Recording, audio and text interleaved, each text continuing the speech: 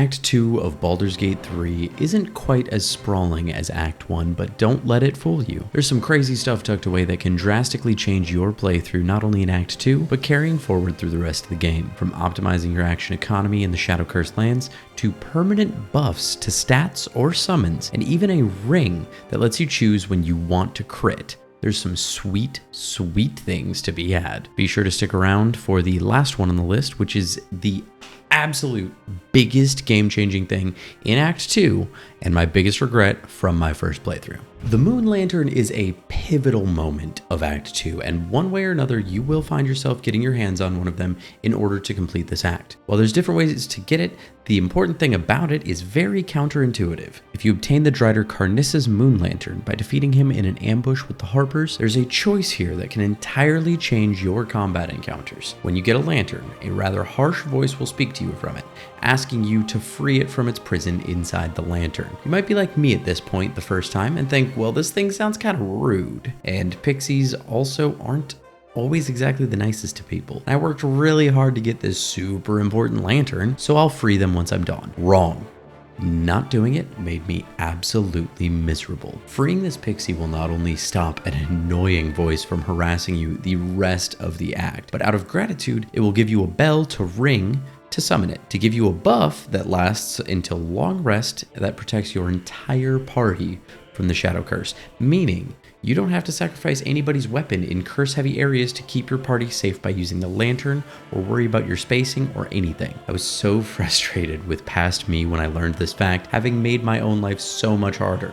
So, be a nice person, free the pixie, and get yourself a heck of a buff for the rest of this list so you have less to worry about. Now that you can move around freely, we can go visit our old friend Damon the blacksmith, depending on your choices in Act 1 anyway. At the Last Light Inn, you can find him, and now he's got the ability to make you some custom items. You'll be able to get a medium armor helmet, providing +1 to constitution saving throws and +2 to spell saving throws. A pair of gauntlets that grant a +1 to strength saving throws and grants an additional 1d4 fire damage to weapon attacks, and buffing unarmed strikes with 1d4 necrotic damage, and the possibility of inflicting bleeding. The final piece is a set of 18 armor class heavy armor that it reduces your piercing damage received by 1, and possibly causing 1d4 fire damage to an enemy that hits you well within 7 feet. A real sweet trio of items that can be great for any adventuring party. All you need to do is bring him a total of 3 pieces of infernal iron or infernal alloy. He will craft the Flawed Helldusk helmet,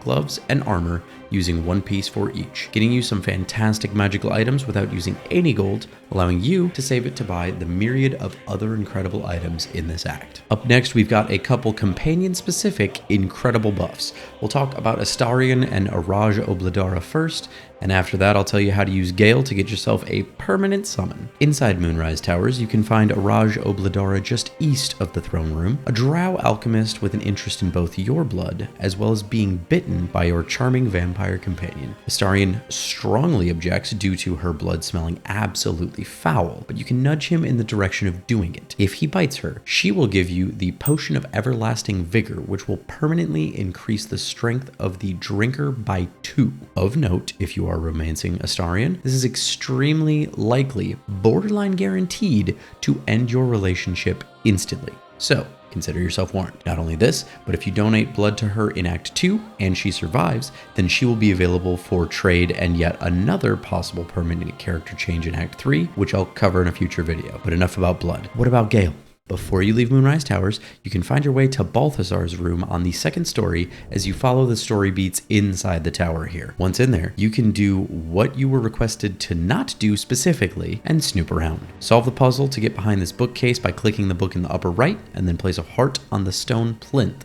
Once back there, Gale can use the circle on the table to do one of 2 things. You can either destroy the circle and gain Mystra's Benevolence until your next long rest, granting you advantage on concentration checks for Gale, or Gale can complete the ritual, creating a Shadow Lantern, which gives the holder of the lantern the ability to cast Conjure Shadow Lantern Wraith once per long rest, summoning a shadow that can drain the strength of enemies or lash out for some pretty hefty slashing and necrotic damage, adding another permanent summonable creature to your menagerie. It's worth noting that any character can create this, but you will first have to get past Gale's protests and then pass a DC 30 Arcana check, so there's really no point in having anyone else do it unless you, for whatever reason, don't have Gale.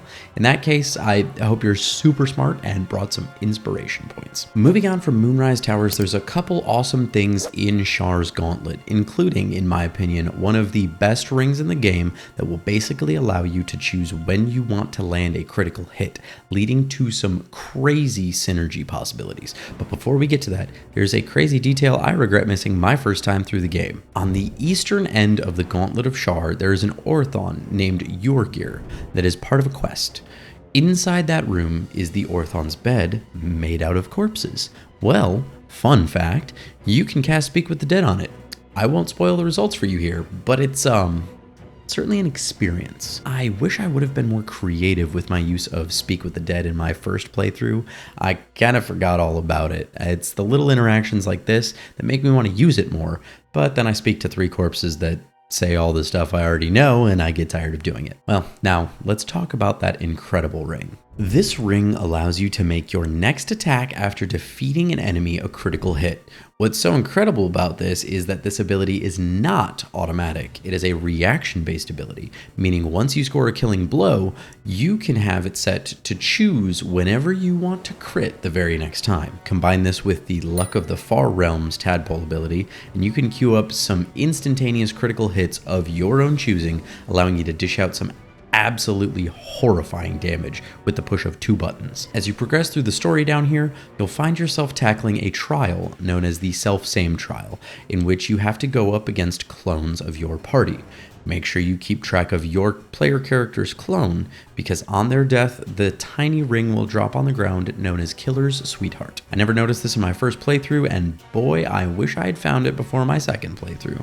It's basically a miniature I delete you button. Now, my last thing you don't want to miss is something I personally missed and had to live with the consequences of my actions for my first playthrough.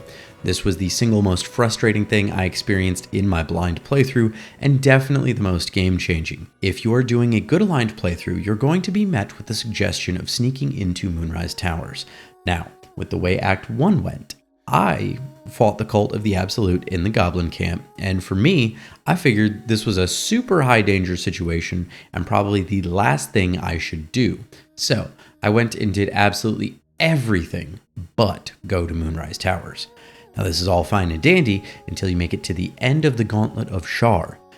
Being as vague as possible to prevent spoilers, you can do everything inside the Gauntlet of Shar except for the final area that you can only access after doing all of the trials. The game will pop up a warning, and don't be like me. Take the warning. I figured that during the events that happened after that section, I would still be able to take care of the quests inside of the towers because we were going to the towers, but that's not the case at all. For whatever reason, during the majority of Act 2, the Cult of the Absolute will not kill you on sight in Moonrise. So, go in there, sneak around, get your sweet loots, treasures, and buffs, finish your quests. Buy from the merchants, speak with the cultists, and enjoy it. Now that you're armed with knowledge of my past failures and successes, you're going to want something to throw on while you work your way through Act 2. So click here to watch me struggle through the Grimforge with my 4 Paladin challenge run on Tactician, where I can't stealth at all. It sucks. It hurts. You should watch it.